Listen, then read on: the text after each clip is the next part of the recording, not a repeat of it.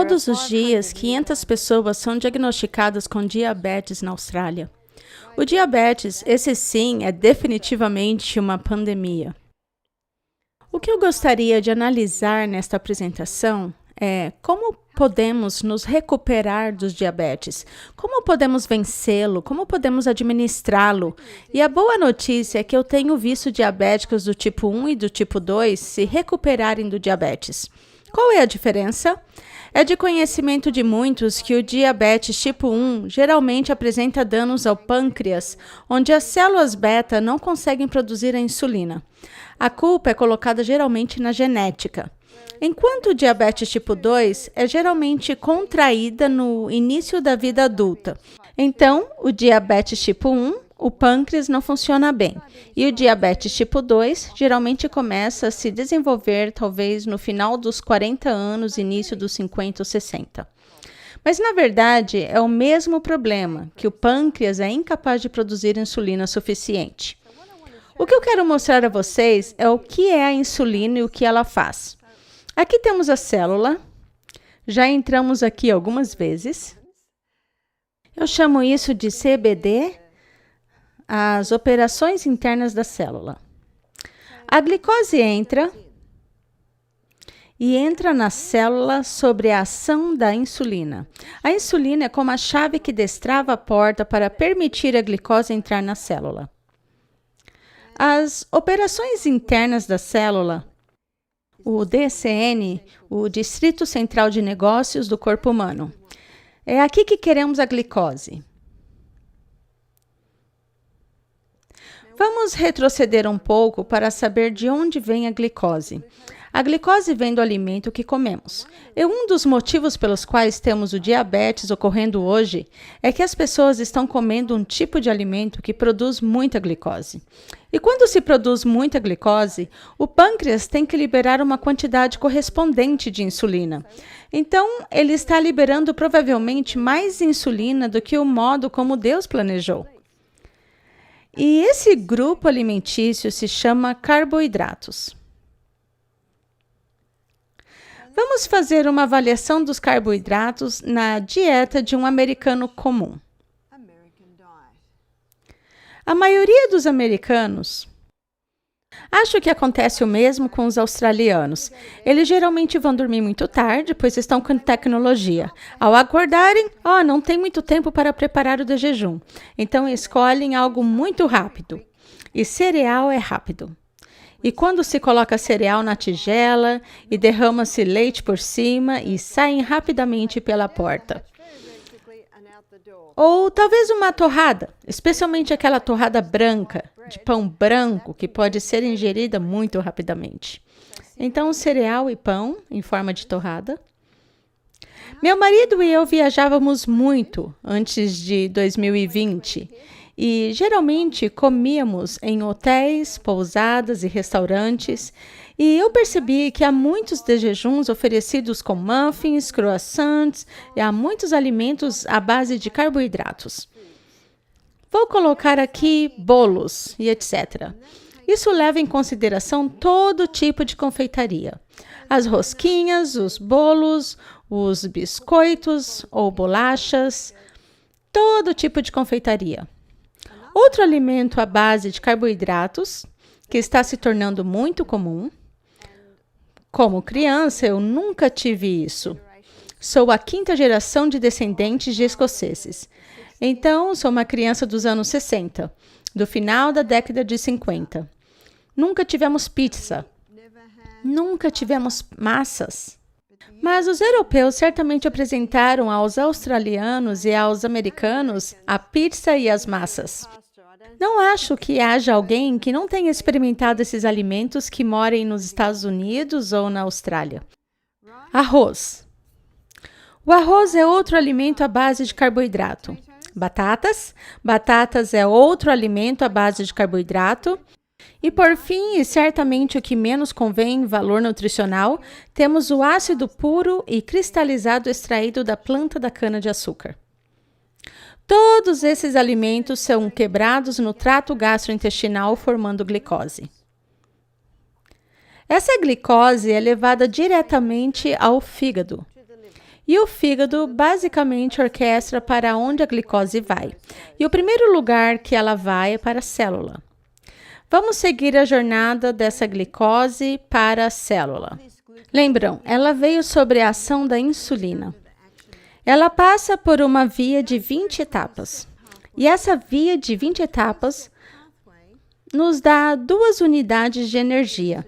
Essa é a via glicolítica. O resultado dessa via de 20 etapas é uma forma química da glicose chamada de piruvato. E o piruvato, como a forma química da glicose, é alimentada na casa de força, a mitocôndria, especificamente o ciclo de Krebs. E na casa de força tem uma via de 8 etapas. Chama-se via de 8 etapas por causa de sua capacidade de nos entregar 36 unidades de energia. É o oxigênio que faz toda a diferença. Essa via não tem oxigênio. Esta via é a via do oxigênio. Esse é o primeiro lugar que a glicose é enviada, sobre a ação da insulina para entrar na célula. Mas nessa dieta com alta concentração de carboidratos, ainda temos muito açúcar sobrando. Então agora o fígado faz com que ela seja armazenada como glicogênio. O glicogênio é um nome dado às reservas de glicose de liberação rápida. E eu creio que o glicogênio é o segredo mais bem guardado do diabetes. Vou explicar enquanto avaliamos isso. São uns cachinhos de uva. Parecem bem cachinhos de uva. Não são cachinhos de uva. Simplesmente parecem cachinhos de uvas, mas são pequenas moléculas de glicose. Glicose que sobrou após entrar na célula. Chamam-se reservas de glicogênio. O glicogênio é um nome para suas reservas de glicogênio de liberação rápida. Nessa dieta, com alta concentração de carboidratos e açúcar, ainda há muita glicose sobrando. Então agora, o fígado faz com que sejam armazenadas como gorduras. Eu chamo isso de reserva no porão. O combustível armazenado. Esse combustível armazenado se chama gordura. E numa dieta rica em carboidratos, muitos estão crescendo, crescendo e crescendo. É assim que funciona. São esses os sinais básicos do que acontece com o nosso alimento.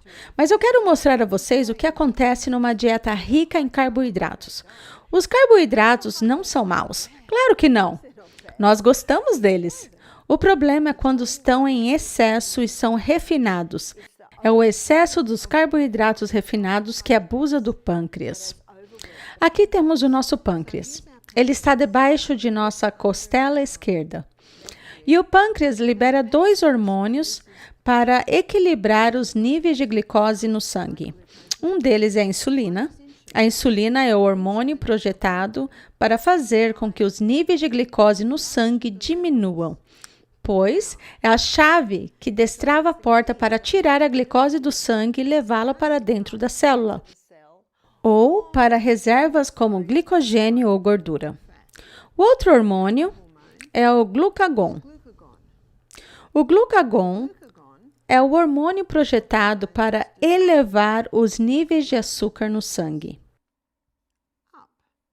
Dá para ver que esses 2 hormônios trabalham juntos para equilibrar nossos níveis de glicose no sangue. Mas o que acontece nessa dieta rica em carboidratos que libera muita glicose? Os níveis de açúcar no sangue sobem bastante e uma grande quantidade de insulina é liberada. É assim que as coisas acontecem. Muita glicose demanda muita liberação de insulina. E por ter tanta insulina liberada, muito é o que entra nas células. E agora os níveis de açúcar no sangue caem bastante. E quando os níveis de açúcar no sangue caem bastante, muito rapidamente o pâncreas para de liberar insulina e passa a liberar o glucagon. E o glucagon é projetado para fazer elevar os níveis de açúcar no sangue novamente. Mas o que acontece quando os níveis de açúcar no sangue estão baixos?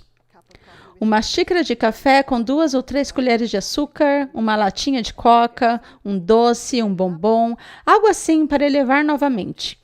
Mas ao fazerem isso, agora elevamos demais os níveis de açúcar no sangue.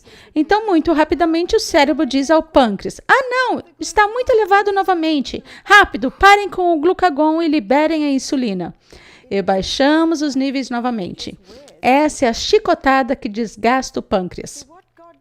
Sabe, o que Deus projetou que comêssemos foi alimento que nos forneça uma entrega constante e estável de combustível, para que toda célula no corpo receba essa entrega constante e consistente de combustível.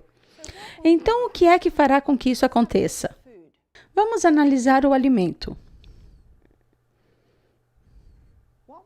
O que nos dará uma entrega constante de combustível é a fibra.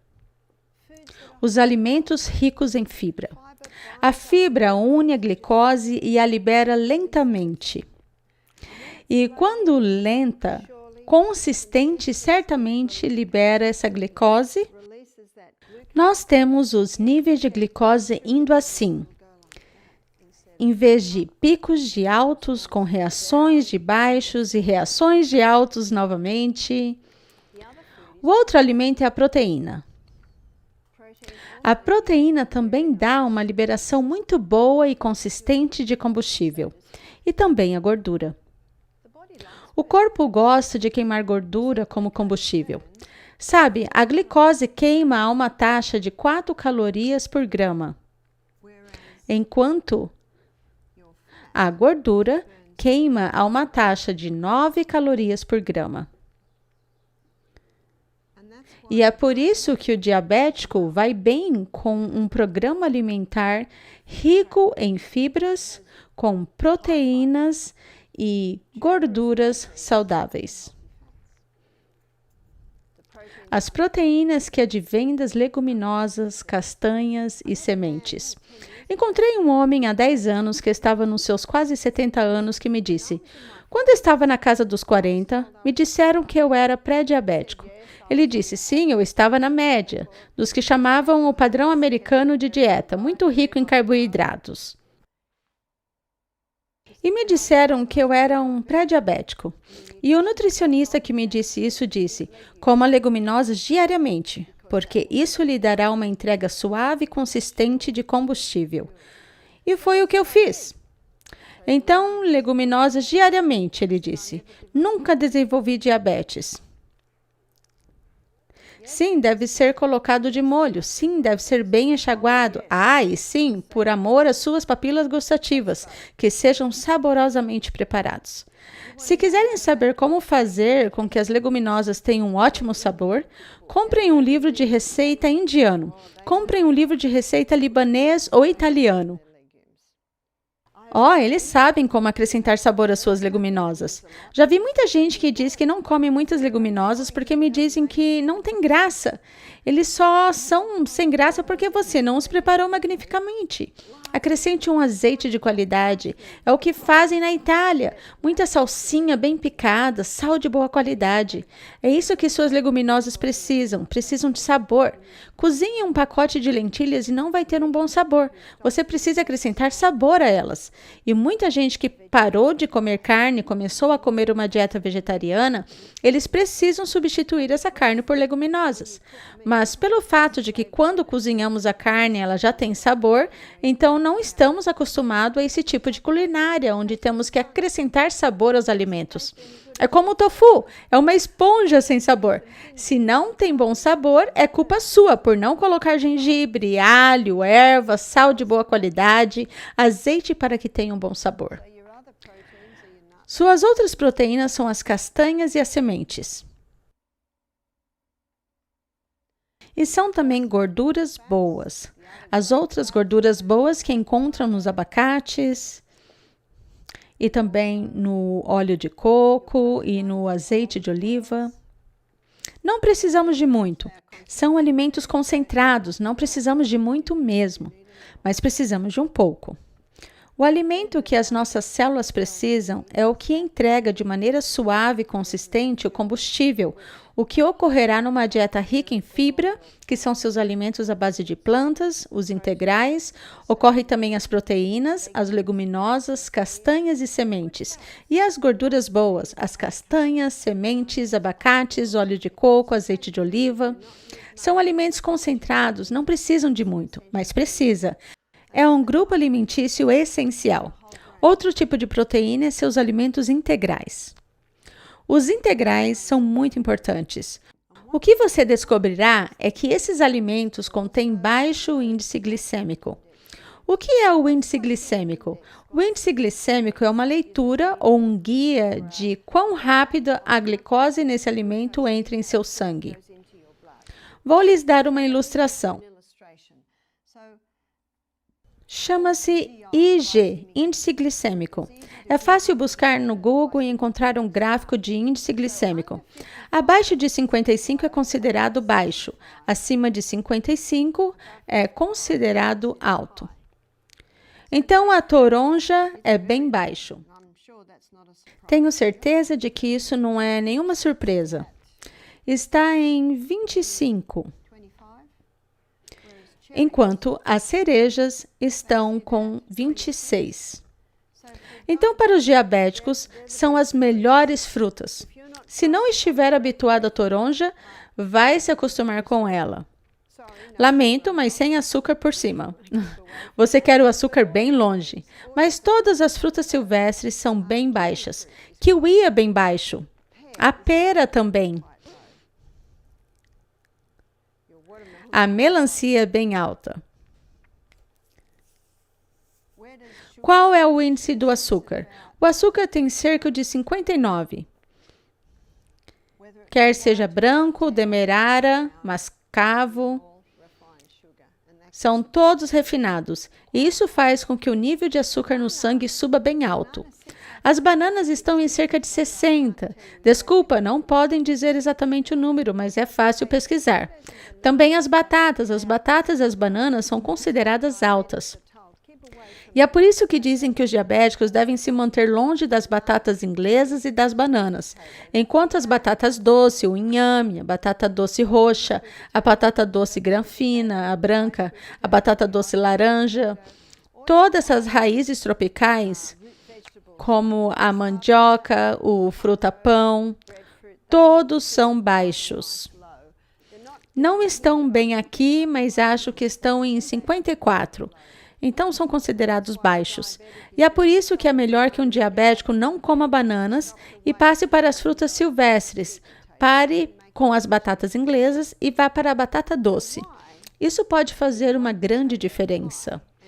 Mas por que a batata inglesa tem um índice alto e batata doce baixo?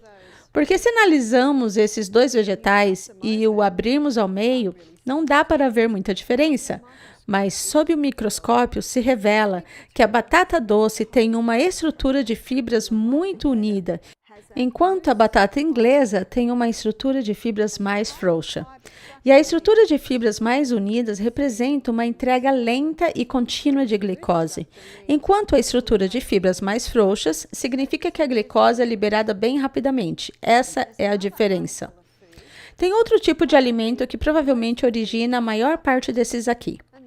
E é o trigo. O trigo desempenha um grande papel no diabetes hoje em dia. Sem dúvida nenhuma, o açúcar contribui bastante para o desenvolvimento de diabetes. Não o mel, não o maple syrup, mas se alguém tem diabetes, precisa ter cuidado com o maple syrup e o mel até que o pâncreas comece a trabalhar melhor. Mas é o açúcar refinado que faz com que o nível de açúcar no sangue aumente de modo impressionante em pouco tempo. E é um dos grandes fatores que desencadeiam o diabetes. Então, como é que o trigo desempenha um papel? Foi na década de 1950 com o Dr. Norman Bullock e sua equipe de pesquisadores que fizeram o trigo passar por uma hibridização intensiva. Seu objetivo era conseguir uma planta com uma alta produção de grãos. E conseguiram! Quando eu era uma menina, o trigo crescia bem alto, mas hoje o trigo só chega a essa altura. Não conseguiram manter nessa altura porque a alta produção de grãos fazia com que o caule quebrasse. Voltaram para a mesa de desenho e chegaram a um caule grosso e um trigo que só cresce até essa altura. Quando o trigo só chega a essa altura e tem um caule grosso, é claro que o caule não quebra, mesmo com a alta produção de grãos. Tivemos um homem em nosso programa alguns anos atrás que disse: meu irmão é um agricultor de trigo. Ele também já cultivava trigo há 30 anos, antes de o trigo hibridizado existir. Esse trigo hibridizado lhe dá 6 vezes mais grãos a cada 4.000 metros quadrados. Dá para entender por que os fazendeiros adoraram isso. Eles têm contas para pagar. Então, em 1970, o Dr. Norman Borlaug ganhou o Prêmio Nobel por seu trigo hibridizado. No final da década de 1970, esse trigo se espalhou pelo mundo inteiro. Até a década de 1990, todo o cereal, pão, bolo, pizza, massa, rosquinhas, biscoitos, tudo o que vem da seção de bolos, tudo é feito com aquele trigo hibridizado. O que aconteceu com a hibridização do trigo? Eles se apressaram antes de haver estudos seguros. E se quiser ler a história do que eles fizeram com o trigo, e é um fato, você pode ler o livro Barriga de Trigo do Dr. William Davis. Ele mostra claramente. Na verdade, é outro livro chamado Cérebro de Farinha do Dr. David Perlmutter. Ele é um neurologista. Ele mostra o efeito que isso tem no modo como o cérebro se movimenta. Isso é bem assustador. O que ele descobriu na hibridização do trigo em sua pesquisa, o Dr. William Davis, é que eles mudaram a estrutura do amido. Então, a estrutura de amido que foi produzida é chamada de amilopectina A. A amilopectina A causa rapidamente uma alta nos níveis de açúcar no sangue, e assim tem-se uma baixa correspondente. Aqui está o A. Para lhes dar algo com que comparar, a amilopectina B, que se encontra nas bananas e nas batatas inglesas, como acabamos de definir, as bananas e as batatas causam uma alta razoável nos níveis de açúcar, razoavelmente rápidas. Aqui está a B. Não tão alta, não tão rapidamente, não tão baixa, não tão rapidamente. Aqui está a B. A amilopectina C, que se encontra nas leguminosas, no grão de bico, nas lentilhas, e o amido da amilopectina C dá uma boa e constante alta, uma manutenção boa e constante e uma baixa boa e constante. Toda célula do corpo deseja essa entrega constante e certa de combustível. Considerando tudo isso, vamos analisar o trigo no índice glicêmico. O pão branco, o cereal branco, digamos apenas trigo branco e todos os seus refinados, está a 65. Significa que é mais elevado em índice glicêmico que o açúcar. Quer dizer que uma fatia de pão branco fará com que os níveis de açúcar subirá ainda mais do que o próprio açúcar? E é por causa da amilopectina A. E quanto ao pão integral? Nosso pão integral está em 72. Como assim? A maioria das pessoas acha que o pão integral é melhor que o branco. Sim, de algum modo é. Pelo menos temos fibra. Pelo menos seu cólon vai ser um pouquinho varrido. Certamente não será com um trigo branco. Um senhor me disse que foi investigar o que havia no pão branco com alto teor de fibras e colocaram penas de galinha ali. Isso mesmo, são brancas. Por que o trigo integral faz com que os níveis de açúcar no sangue subam mais do que o trigo branco? Como isso é possível? Pelo fato de não ter sido refinado, ele tem mais amilopectina A nele. E é a amilopectina A que faz com que os níveis de açúcar no sangue subam mais. Meu marido me disse: Bárbara, alguém acabou de ligar dizendo que você disse que o pão branco é melhor que o pão marrom ou o pão integral. Por que estão dizendo isso? Eu disse: é porque tenho falado da amilopectina A. Acho que vocês agora entendem. Sim, o pão integral tem mais vitaminas B. Sim, tem fibras, mas também tem amilopectina A. Então, o trigo não é bom para o diabético. O trigo está contribuindo para o diabetes que vemos hoje em dia. O trigo está contribuindo para a verdadeira pandemia que temos atualmente no mundo, que é o diabetes. Então, há algumas coisas que devem parar se você busca vencer o diabetes. Com certeza, o açúcar refinado. Mas também o trigo hibridizado. Mas o que podemos comer? Podemos comer os grãos ancestrais. São conhecidos como grãos ancestrais. Quais são os grãos ancestrais? Eles vêm do trigo antigo. São a espelta ou trigo vermelho, acorn, kamut. São 3 que vieram do trigo original. Não foram hibridizados. Não tem a amilopectina A que fará com que os níveis de açúcar do sangue tenham uma alta muito rápida. E você pode comprar massas feitas com esses grãos. Pode comprar pães feitos com esses grãos. E no melhor dos casos, o pão sourdough. Porque o pão de fermentação natural, esse é o pão que era tradicionalmente feito em toda a Europa por milhares de anos. Tem apenas uns 100 anos que eles refinaram essa cultura de fermento para que ela só libere levedura. O pão de levedura não é o melhor pão para os seres humanos. É quase indigerível, enquanto o pão sourdough, que seria melhor se o chamássemos pão de fermentação natural, pois é um pão leve e suave, como deve ser um bom pão assim. Eu lhes dei um site outro dia, mas vou lhes dar novamente aqui, se você ainda não viu essa apresentação. Esse homem, o nome dele é Tristan, é um negócio familiar, ele faz um belo pão de fermentação natural. Seu site é www.simploneeds.com. E você pode comprar camute de fermentação natural, centeio de fermentação natural, espelta de fermentação natural, e ele envia a qualquer lugar dos Estados Unidos. E você recebe no mesmo dia e coloca no freezer. É um pão muito bonito. Um pão desses é um bom pão para o diabético, porque não tem o trigo. Cafeína. A cafeína atrapalha os níveis de açúcar no sangue porque a cafeína causa uma resposta emergencial. E sempre que uma crise emergencial ocorre no corpo humano, é liberada glicose excedente para combater essa crise emergencial.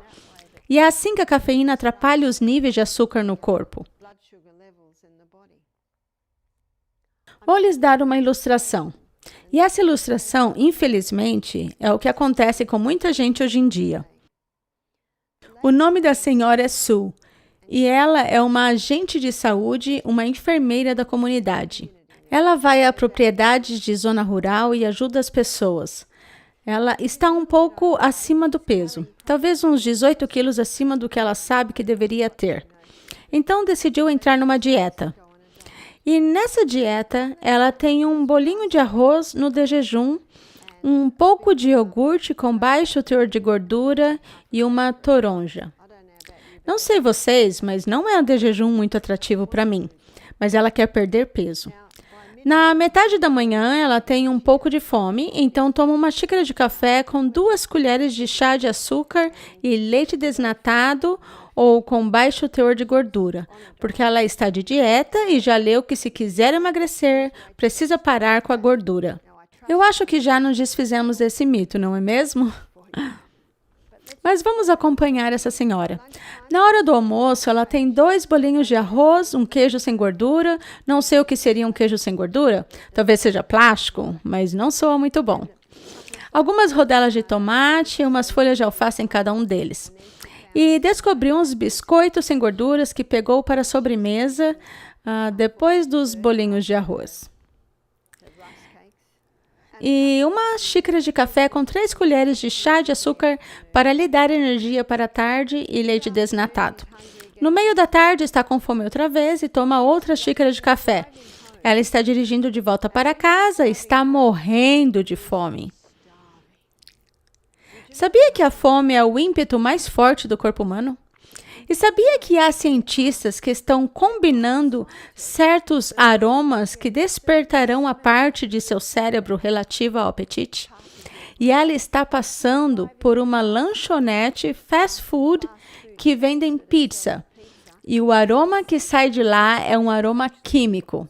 E ela pensa, vou parar bem aqui.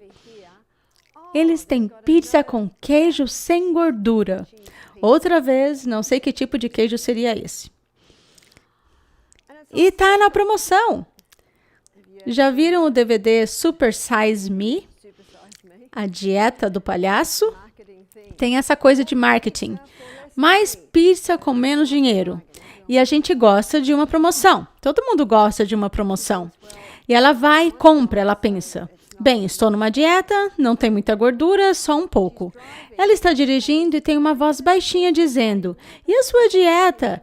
E ela quer bloquear essa voz, então vai até a locadora de vídeo. Isso soa bem antiquado, né? Já não temos mais lojas assim. Talvez ela vai para casa e fica no Netflix. Mas ela compra uma barra de chocolates, Hershey's. Só vou comer um quadradinho. Vai durar uns 6 meses, porque estou de dieta. Vai para casa, coloca o filme na TV, ela quer ver um filme que seja de ação e rápido para desviar sua atenção de sua consciência. 2 horas e meia se passam bem rápido. Ela se desconectou da vida por esse tempo, sem ter que pensar o que estava acontecendo em sua vida. Mas logo a realidade bate à porta, não é? O filme termina. E ela olha para a embalagem de pizza, não tem nada sobrando. Ela comeu tudo. Olha para a barra de chocolate, puxa vida, ela comeu todo o chocolate. Toda essa glicose liberada em seu corpo está subindo rápido e repentinamente. Toda a cafeína, não tem muita cafeína no quadradinho, mas ela comeu a barra inteira. Como é que ela vai dormir agora? Mas ela ainda está tentando estar na dieta. Vai tomar a Coca-Cola Zero, com talvez um pouco de Scotch, que vai fazê-la dormir. Como que essa senhora acorda pela manhã? Ela se sente horrível, completamente horrível. Não se preocupa com o de jejum, não tem apetite algum para isso, mas quer se manter na dieta. Então pega uma maçã quando está saindo de casa. Assim que troca de roupa, faz algo que a faz se sentir muito mal. Vai tomar uma xícara de café com 2 colheres de chá de açúcar e leite desnatado, que também lhe dará um pouco de energia. Nos primeiros 10 minutos, ela come a maçã. Não percebeu que a propriedade estava tão distante. Após 1 hora, seus níveis de glicose caíram muito. O glucagon é estimulado. O pâncreas é estimulado a produzir glucagon. Mas o pâncreas não está numa condição muito feliz. Porque essa pizza e esse chocolate e esse açúcar nesse café da noite anterior o exauriu. Então o cérebro diz, o que vamos fazer agora? Na verdade, vai para as glândulas adrenais e as glândulas adrenais liberam adrenalina. E o que se sente numa queda assim nas taxas, outro tipo de adrenalina chamada de noradrenalina, cortisol, todos esses hormônios são estimulados quando necessários. E nós precisamos de algum combustível. Todos esses hormônios são projetados para liberar as reservas de gordura para fornecer a glicose em excesso que você precisa. É uma situação um tanto emergencial. Os níveis estão baixando rapidamente. Mas as glândulas adrenais também estão tristes, elas ficaram exauridas na noite anterior.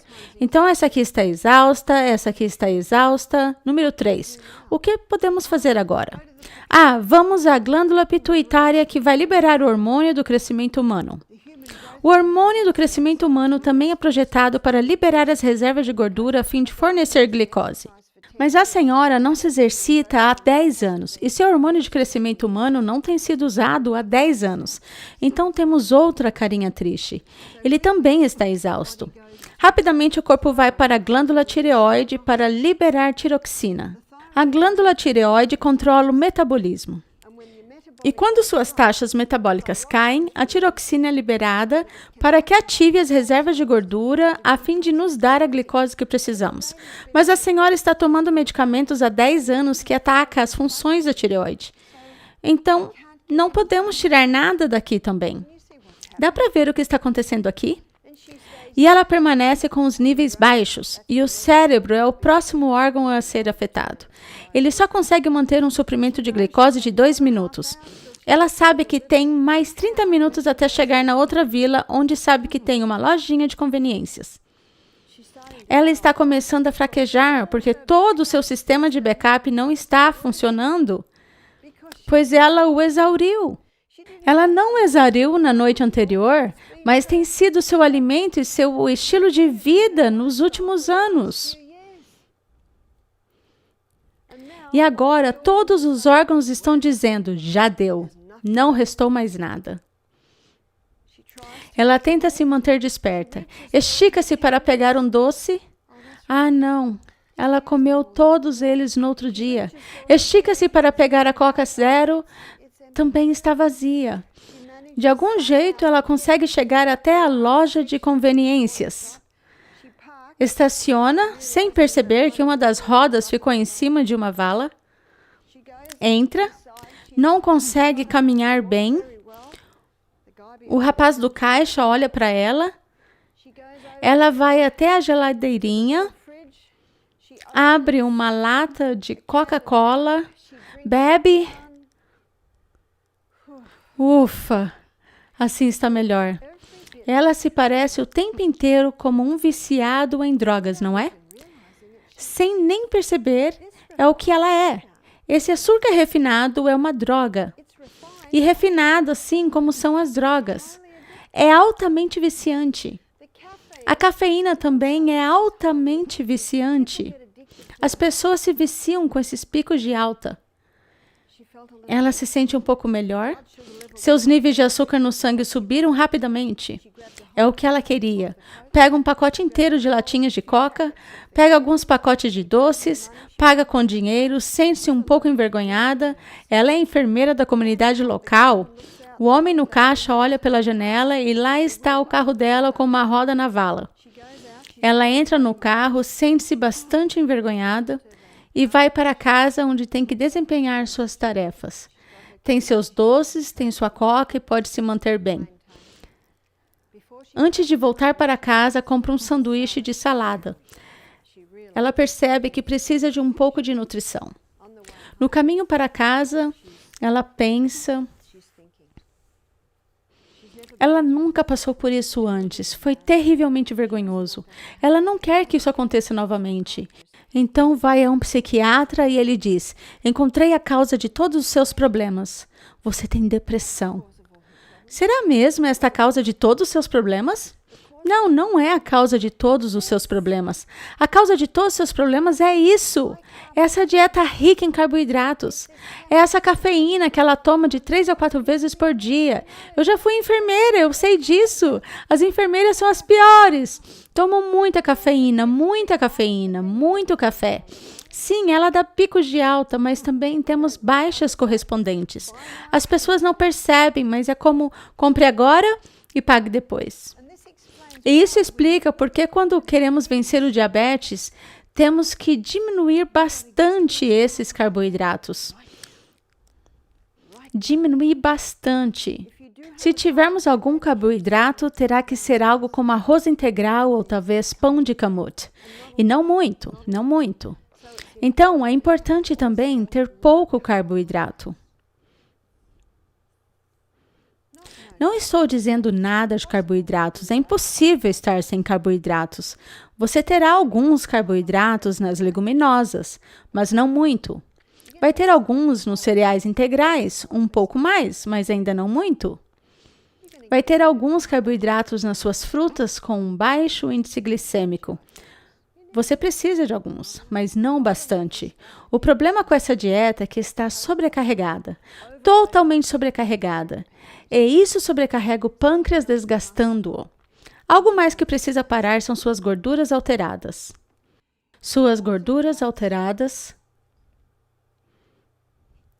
interferem na entrada da insulina nas células. As boas gorduras não farão isso. As gorduras que vieram das mãos do Criador não farão isso. Então, as gorduras alteradas também devem cessar. O que também é necessário é exercício. O exercício é essencial para vencer o diabetes. Vou lhes mostrar o porquê. Tivemos um jovem rapaz em nosso programa. Ele só tinha 19 anos, desenvolveu diabetes aos 15 anos, diabetes tipo 1. Teve um resfriado muito forte e lhe receitaram um ciclo de antibióticos muito forte que destruiu bastante células beta em seu pâncreas. O médico lhe disse que agora ele tinha diabetes tipo 1. Quando veio ao nosso programa, ouviu as palestras sobre carboidratos. Ele percebeu que era isso que ele estava fazendo. Estava comendo muito disso aqui para subir seus níveis de açúcar no sangue, sem perceber que, sim, eles sobem, mas também temos uma queda correspondente. Pelo fato de subirem muito, o glucagon tinha que ser liberado e aí baixava bastante. Nessa dieta, o pâncreas e o glucagon trabalham muito bem juntos. O problema reside nos picos de alta que produzem os picos de baixa. Enquanto esteve em nosso recanto de saúde, teve uma dieta vegetariana. Na verdade, escolheu não comer nada de carboidratos e nenhuma fruta. Não comeu nenhum cereal integral, mas comeu leguminosas, castanhas, sementes, bastante vegetais, abacates e bons óleos. Certamente ele se sentia satisfeito. Há 3 tipos de alimento que mantêm a comida no estômago por mais tempo: fibra, proteína e gordura. Ele tinha baixas de nível de açúcar no sangue no meio da noite, então ele tinha alguns doces. Ele pegava umas balinhas ou um pirulito, isso fazia com que os níveis subissem, mas sempre lhe dava uma dor de cabeça, porque subia muito. Na segunda semana, ele se sentiu um pouco culpado. Ele esteve conosco por 4 semanas. Na segunda semana, sentiu-se um pouco culpado. Se tivesse uma baixa de açúcar no sangue no meio da noite, ele comia uma maçã. Leva um tempo para comer uma maçã, especialmente no meio da noite. Isso elevava seus níveis de açúcar no sangue, mas não lhe dava dores de cabeça. Na terceira semana, após ouvir a palestra, após ouvir o valor das reservas de glicogênio, são reservas de glicose de liberação rápida. Estão na célula muscular aguardando serem chamadas. E quando são chamadas, como são chamadas? Pelo exercício. E quando são chamadas, o corpo as libera e as coloca diretamente no ciclo energético. Elas já estão lá, nem precisam de insulina, pois já estão ali. E na terceira semana, se ele tivesse uma baixa do açúcar no sangue no meio da noite, ele se levantava e fazia 30 flexões. E isso faria com que seus níveis de glicose no sangue subissem. Como? Suas reservas de glicose eram liberadas.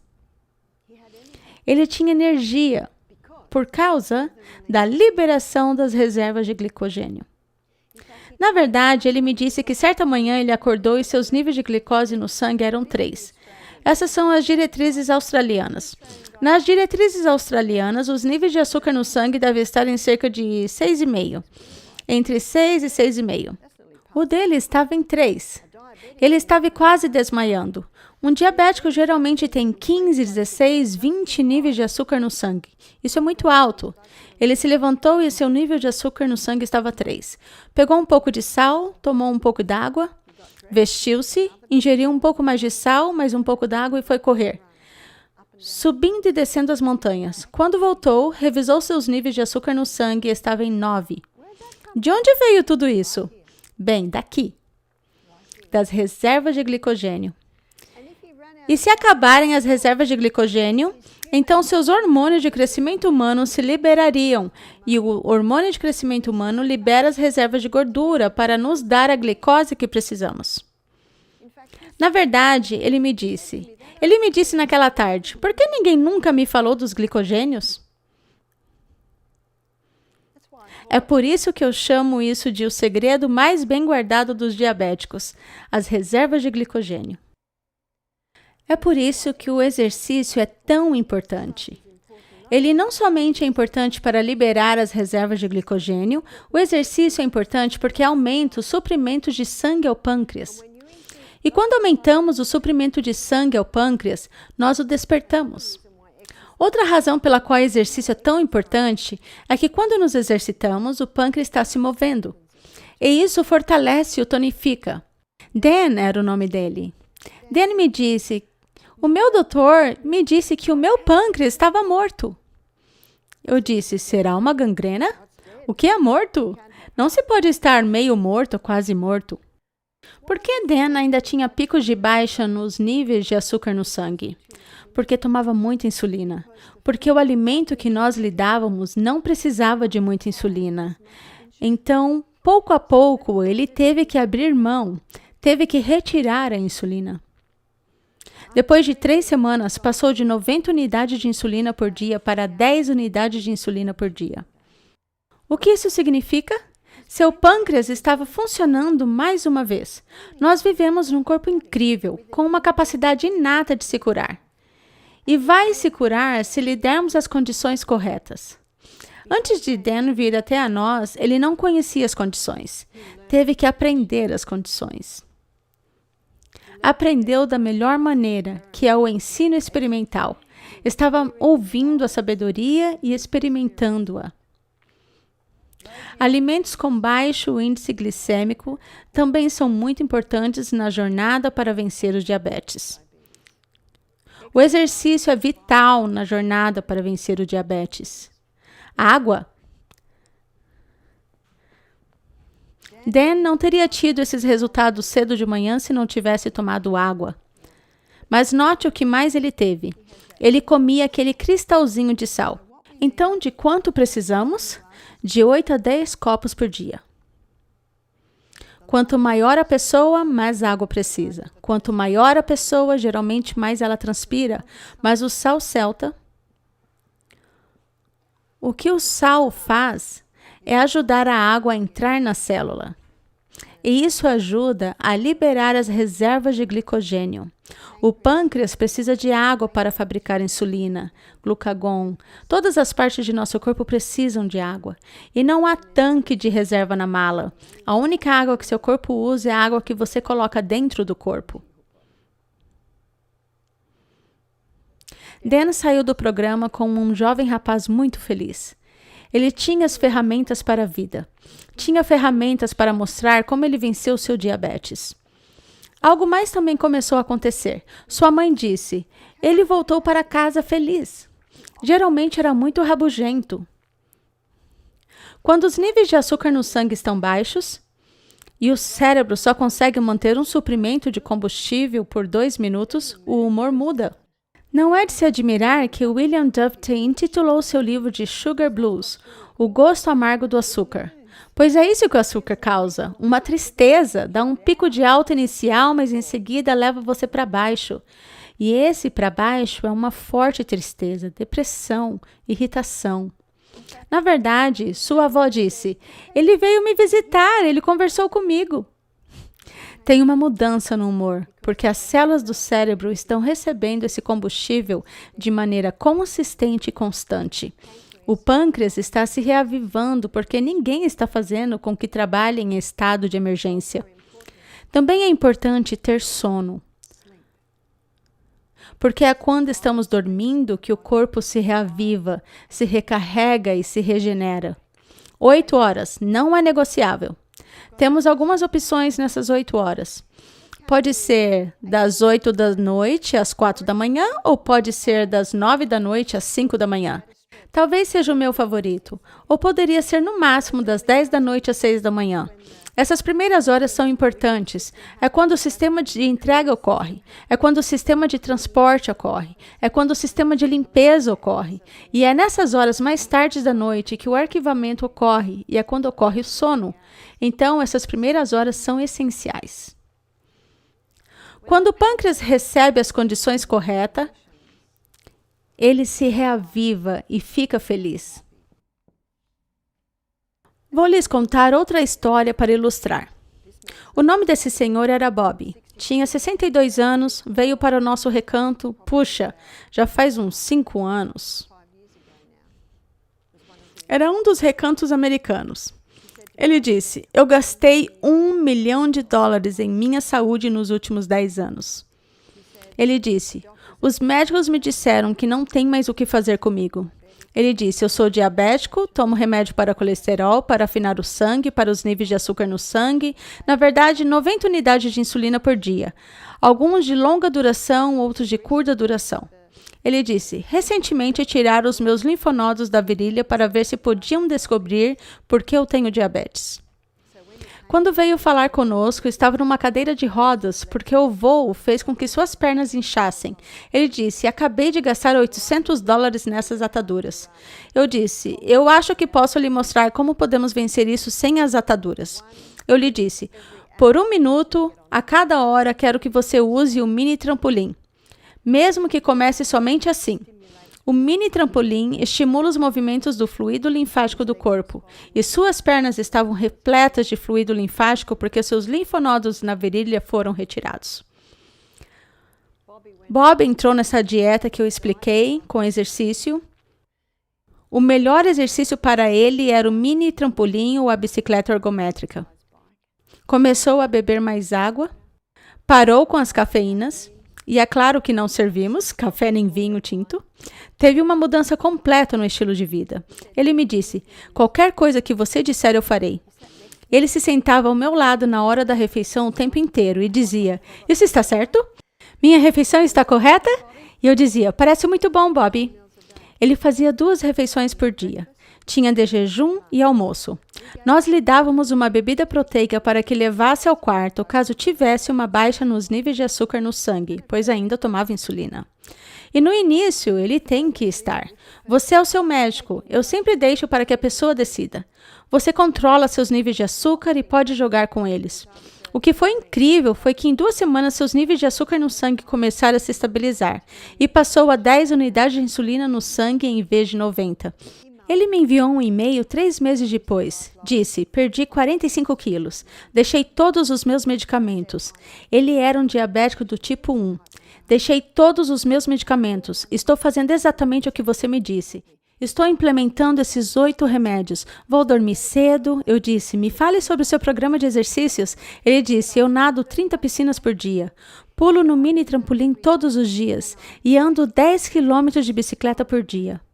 Eu disse, isso é impressionante, Bob. Ele disse, fui ao médico e eles estão impressionados. Ele disse, voltei a trabalhar em tempo integral. Ele era o CEO de grandes empresas. No início, sua esposa lhe disse, esse bebê é seu, não tenho interesse. Ela tinha 42 e ele 62.